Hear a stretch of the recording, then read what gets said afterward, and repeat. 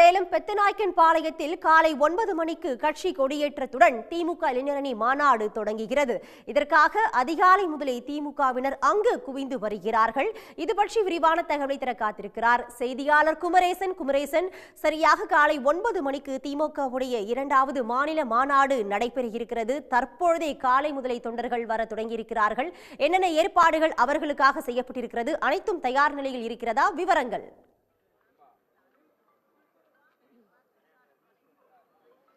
நிச்சயமாக திராவிட முன்னேற்ற கழகத்தின் 2வது அதாவது இளைஞரணி மாநில மாநாடானது இன்னும் சற்று நேரத்தில் தொடங்கி இருக்கிறது. சரியாக 9 மணி அளவில் இந்த மாநாடு தொடங்கி இருக்கிறது.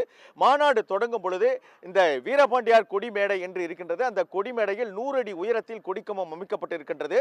அந்த கொடிக்கம்பத்தில் தான் கனிமொழி எம்பி அவர்கள் கொடியேற்றுகிறார்.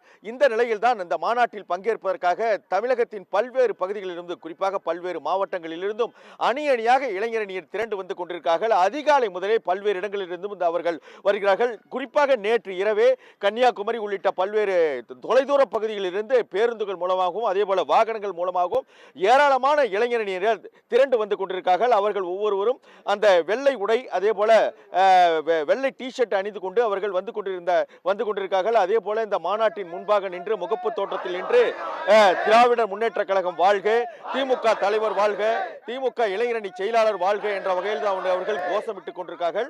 அந்த வகையில் தான் ஒரு எழுச்சியோடு இந்த இளைஞரணியை பொறுத்தவரை வந்திருக்கிறார்கள். இந்த வந்திருக்கக்கூடிய இந்த இளைஞர்களிடமே கேட்போம். சார், நீங்க எந்த பகுதியிலிருந்து வரீங்க? எப்ப கிளம்புனீங்க? இங்க நீங்க இப்ப வந்து எழுச்சியோடு வந்திருக்கீங்க. இந்த மாநாட்டில் என்ன நீங்க பார்க்க போறீங்க? நாங்கள் காஞ்சிபுரம் தெற்கு மாவட்டத்தில் வருகை தந்திருக்கின்றோம். இன்று நடைபெற்றுக் கொண்டிருக்கின்ற சேலம் மாவட்டத்திலே கழக இளைஞரணி 2வது மாநில மாநாடு. இந்த மாநாட்டிற்கு நாங்கள் நேற்று காலை 9 மணி அளவில் நாங்கள் எங்கள் கிராமத்திலிருந்து மற்ற பல்வேறு பகுதியிலிருந்து பல்லாயிரக்கணக்கான எங்கள் மாவட்ட செயலர் ஆணைக்கிணங்க அவர் உத்தரவின் பேரில் அண்ணன் சுந்தர் அவர்கள் உத்தரவின் பேரில் நாங்கள் இளைஞரணிகள் பல்லாயிரக்கணக்கான நாங்கள் மாநாட்டிற்கு பங்கு பெற்றிருக்கின்றோம்.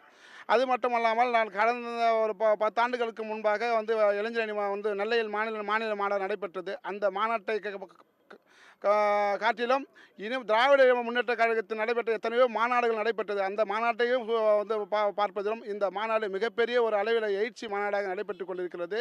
நாங்கள் வருகை தந்திருக்கின்ற வழியெல்லாம் பார்க்கிற போது ஒரு 50க்கும் 60 கிலோமீட்டருக்கு மேலாக கழக இருவண்ண கொடிகள் பட்டோலி வீசி பறந்து கொண்டிருக்கிறது. அதையும் மீறி நாங்கள் கழக இளைஞரணி தோழர்கள், கழக முன்னோடிகள் அனைவரும் அணிதிரள பல லட்சக்கணக்கான பங்கு பெற இருக்கிறார்கள், வருகை தந்திருக்கிறார்கள். சார், உங்களுக்கான ஏற்பாடுகள்லாம் இங்கே செஞ்சுருக்காங்களா? கண்டிப்பாக ரொம்ப பயங்கரமாக இருக்குது ஏற்பாடெலாம். இந்த மாதிரி நான் நிறைய மாநாடுலாம் போயிருக்கோம், ஆனால் இந்த மாதிரி பண்ணதே இல்லை. ரொம்ப சிறப்பாக இருக்குது, எங்களுக்கு ரொம்ப மகிழ்ச்சியாக இருக்கிறோம். இளைஞர்கள்லாம் பார்த்தீங்கன்னா ஆயிரக்கணக்கான பேர் பார்த்தீங்கன்னா 2 நாளாக பாப்பா பயங்கரமான லட்சக்கணக்கில் குவிஞ்சிருக்காங்க. ரொம்ப மகிழ்ச்சியாக இருக்குது. எல்லா மாவட்ட நண்பர்கள் பார்க்குறதுக்கு ரொம்ப சந்தோஷமாக இருக்குது. ஒரு குடும்பமாக இணைந்து இங்கே பார்த்தீங்கன்னா ரொம்ப சந்தோஷம் எங்களுக்கு. இளைஞரணி வாழ்க!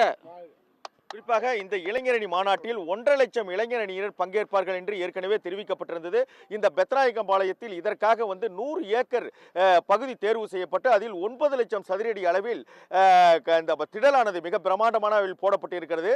ஒரு சாதனை மாநாடாக இது நடக்கும், மாநில உரிமை மாநாடாக இது நடக்கும் என்ற வகையில் தான் ஏற்கனவே இளைஞரணியின் செயலாளர் உதயநிதி ஸ்டாலின் அவர்கள் அறிவித்திருக்கிறார். அந்த அடிப்படையில் தான் தற்போது பல்வேறு பகுதிகளிலிருந்து இளைஞரணியை பொறுத்தவரை ஒரு எழுச்சியோடு கொண்டிருக்கும் அந்த காட்சியை தான் தற்போது பார்த்துக் கொண்டிருக்கிறோம். குமரேசன், உங்களுடைய விரிவான கள நிலவரங்களுக்கு நன்றி. உடனுக்குடன் செய்திகளை தெரிந்து கொள்ள சன் நியூஸ் பெல் ஐகானை கிளிக் பண்ணுங்க.